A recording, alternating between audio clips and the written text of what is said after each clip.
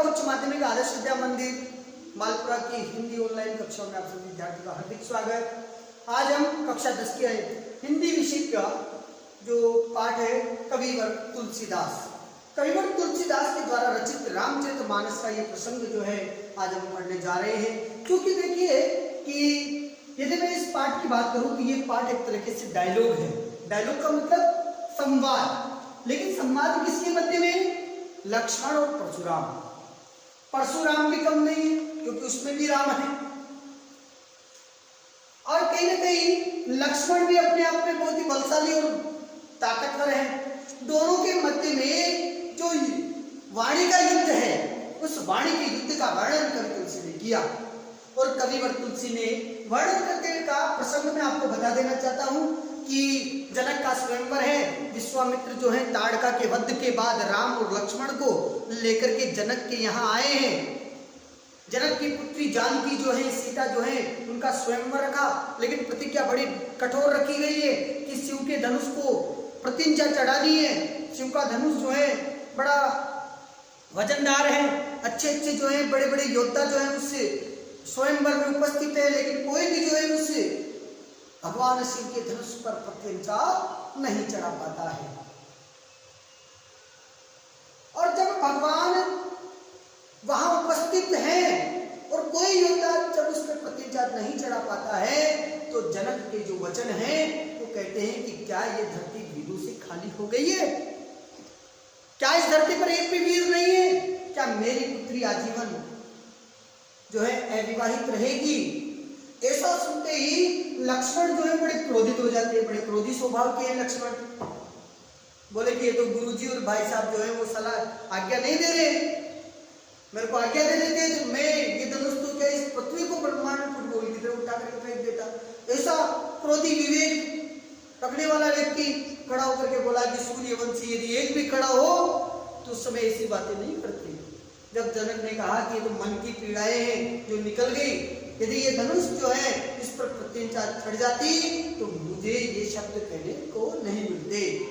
और तब राम खड़े होते गुरु की आज्ञा लेकर के, और जो ही धनुष पर प्रतिज्ञा चढ़ाने लगते हैं, प्रतिज्ञा चढ़ते ही धनुष टूट जाता है। टूटते ही जोर से आवाज आती है, चारों तरफ विश्व जो है वो कंपायमान हो जाता है। और जब कंपायमान विश्व की उस दशा को देख करके परशुराम को पता चलता है कि शिव के धनुष को किसी ने तोड़ दिया, तो अत्यधिक क्रोधित होकर के सहस्त्र बाहु के बद्ध करने वाला शत्रुओं का वो विनाशकारी शत्रु परशुराम जी जो है वो हिमालय से उतर करके जनक के दरबार में आते हैं, और पहली पंक्ति जो है वहां आते ही खड़े होते ही शिव के धनुष को तोड़ने की बात करते हैं। तो विनय सी प्राणों को भी प्यारे लगने वाले विनय जिनका आभूषण है, ऐसे राम जी पहली लाइन में कहते हैं कि नाथ शंभु धनु भंज निहारा, होई केहू इक दास तुम्हारा, आयुष का कई किन मोही, सुनि ऋषाई बोले मुनि कोई। क्या कहा? नाथ स्वामी, शंभु धनु, शंभु कहते शिव को और धनु कहते धनुष को, शिव के धनुष को भंज निहारा, तोड़ने वाला। जब परशुराम ने पूछा कि किसने तोड़ा है, तो राम जी ने कहा कि हे स्वामी, शिव के धनुष को तोड़ने वाला होगा क्यों कोई एक दास तुम्हारा, कि हे स्वामी शिव के धनुष को तोड़ने वाला तो कोई आपका ही एक दास होगा। ऐसा राम जी ने कहा कि हे स्वामी, हे परशुराम जी, शिव के धनुष को तोड़ने वाला कोई आपका ही एक दास होगा। आयुष कयो, आयुष कहती आज्ञा, का है क्या है, कहीं किन मोई, मुझसे कहिए आज्ञा क्या है, मेरे लिए क्या आज्ञा है, ये मुझसे कहिए। राम जी ने प्रश्न का उत्तर दिया। जब परशुराम जी ने पूछा कि धनुष को किसने तोड़ा, तो राम जी कहते हैं कि हे परशुराम जी, हे स्वामी, शिव के धनुष को तोड़ने वाला तो कोई आपका ही एक दास होगा। उसके लिए मेरे लिए क्या आज्ञा है मुझसे कहिए। ये जब परशुराम जी बोलते हैं तो राम जी की बात को सुन करके परशुराम जी बोलने लगे। सुनी ऋषाई बोले मुनि कोई। सुन करके, क्या सुन करके? कि शिव के धनुष को तोड़ने वाला आपका ही कोई एक दास होगा, क्या आज्ञा है ये मुझसे कहिए। ये सुन करके क्रोधित, ऋषाई कहते, ऋष कहते क्रोध को, क्रोधित मुनि बोले। कोई क्रोध में, ऋषाई यानी क्रोधित हुए, मुनि बोलने लगते हैं। कि क्रोध में क्रोधित हुए मुनि जो है बोलने लगते हैं। क्या बोलते हैं? परशुराम जी कहते हैं, सेवक सो जो कर सेवकाई, हरि करनी करि करई लड़ाई। सुनहु राम जी शिव धनु तोरा, सहस बाहु सम सो रिपु मोरा। क्या कहा परशुराम जी ने? परशुराम जी ने कहा सेवक सो, वो सेवक वो जो करे सेवकाई। सेवक तो वो होता है जो सेवा का काम करे। सेवक वो जो सेवक सो जो करे सेवकाई। सेवक तो वो है जो सेवा का काम करे। अरे शत्रु, अरि करनी करि करई लड़ाई। जो शत्रुओं की तरह करी करनी, करनी कहते कार्य करना। जो शत्रुओं की तरह काम करे उससे तो क्या करनी चाहिए? लड़ाई करनी चाहिए, उससे तो युद्ध करना चाहिए। जो शत्रु जैसा काम करता है उसके साथ युद्ध करना चाहिए। परशुराम जी ने कहा कि हे राम, जो सेवक तो वो होता है जो सेवा का काम करे, लेकिन जो शत्रु के समान कार्य करे, अरि करनी करी, शत्रु के समान काम करे। देखिएगा अनुप्रास अलंकार का बेहतरीन प्रयोग यहाँ किया तुलसी ने, कि जो शत्रु के समान काम करे उससे तो लड़ाई ही करनी चाहिए। इसलिए हे राम सुनो, सुनहु राम जो शिव धनु तोरा। हे राम सुनो, यही यानी जिसने, यही का मतलब जिसने शिव धनु, शिव के धनुष को तोड़ा। देखो ये ब्रज और अवधि की विशेषता रही है, ये ड को रे बोला जाता है। जैसे ब्रज में भी बोलते ना लड़का, लड़का लड़का बोलते, और कभी कभी रे को ले बोला जाता है। जैसे ब्रज में देखिएगा रे को ले, नारो, नाड़ा होता है उसको नारो, इस तरीके से भी प्रोनाउंसिएशन होते हैं। तो ये भाषाई प्रभाव है। तोड़ा का मतलब तोड़ा, कि सुनहु राम जी शिव धनु तोड़ा। हे राम सुनो, जिसने शिव के धनुष को तोड़ा है वो सहस्त्र बाहु के सम, सम यानी समान, सो यानी वो, रिपु मोरा, वो सहस्त्र बाहु के समान मेरा शत्रु है। जैसे सहस्त्र बाहु नाम का जो था वो मेरा शत्रु था, उसका वध मैंने किया, वैसे मैं भी उसका वध कर दूंगा। तो हे राम सुनो, जिसने शिव के धनुष को तोड़ा है वो सहस्त्र बाहु के समान मेरा शत्रु है। आगे क्या कहा परशुराम जी ने? और परशुराम जी जो है चर्चित व्यक्ति हैं, क्षत्रियों का वध करने के लिए चर्चा में। क्षत्रिय समाज जो है, राज समाज जो है वो उनसे भयभीत रहता है। तो परशुराम जी क्रोधित हो गए हैं और क्रोधित होकर के कहा, सो बिलगाव पिहाय समाजा, न के मारे जेहि सब राजा। सो यानी वो व्यक्ति, वो कौन? जिसने शिव के धनुष को तोड़ने का काम किया है वो। सो यानी वो, सो का मतलब होता है वो व्यक्ति जिसने शिव के धनुष को तोड़ने का काम किया है। बिलगाव अलग हो जाए, अलग हो जाए। सो बिलगाव विहाय समाजा, विहाय कहते छोड़ करके, किसको छोड़ करके? राज समाज को छोड़ करके एक अलग से, एकांत में अलग से खड़ा हो जाए। कौन? जिसने शिव के धनुष को तोड़ा वो व्यक्ति इस राज समाज को छोड़कर अलग हो जाए। यदि नहीं छोड़ेगा, न ते मार जही सब राजा, नहीं तो सारे के सारे, नहीं तो मारे जाएंगे सब राजा, नहीं तो सारे राजा जो है वो मारे जाएंगे। परशुराम जी ने कहा कि जिस व्यक्ति ने शिव के धनुष को तोड़ा है वो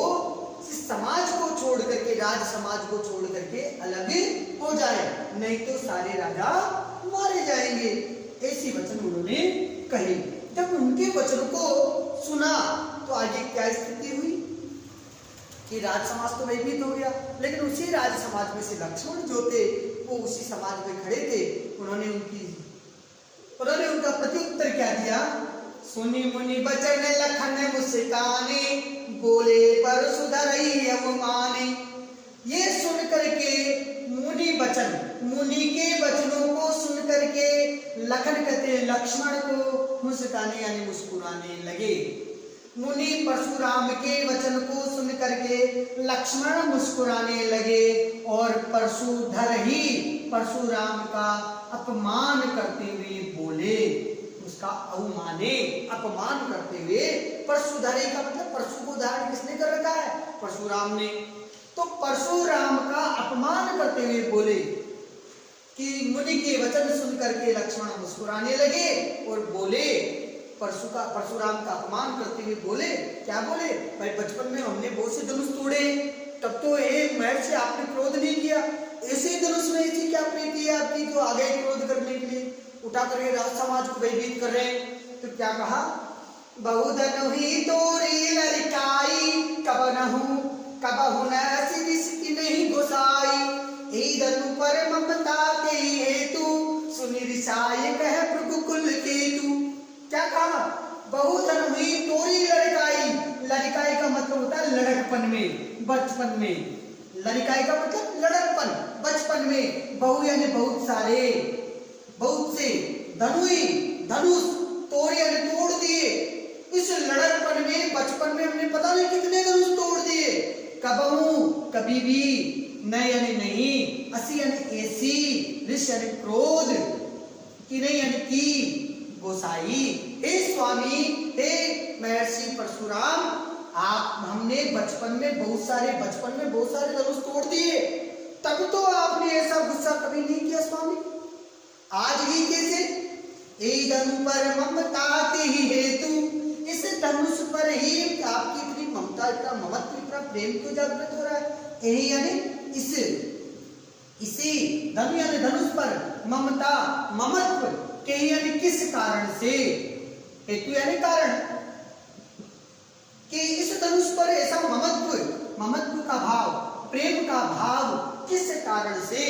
ये सुन करके सुनी रिसाई कहे भृगुकुल केतु, सुन करके भृगुकुल की पताका, भृगुकुल केतु, भृगुकुल की पताका अर्थात परशुराम। ये सुन करके परशुराम क्रोध में बोलने लगे। क्या बोले? रे नृप बालक काल बस, बोले तो ही न सवार, धनु ही सब त्रिपुरारी धनु, विदित सकल संसार।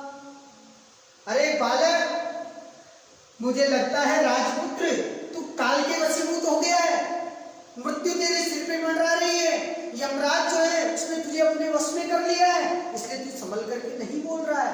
परशुराम ने क्रोधित होकर के कहा कि अरे नृप बालक, राजा के पुत्र, राजपुत्र, राजकुमार लक्ष्मण काल वशीभूत, मृत्यु के वशीभूत होकर के बोलते हो तो यानी तुम, मैं यानी नहीं, संभाल करके, कि हे राजा के पुत्र तुम काल के वशीभूत हो। परशुराम जी बड़े क्रोधित होकर के बोलते हैं, रे नृप बालक काल वश, बोलते तो ही न सवार, धनु ही सब त्रिपुरारी धनु, विदित सकल संसार।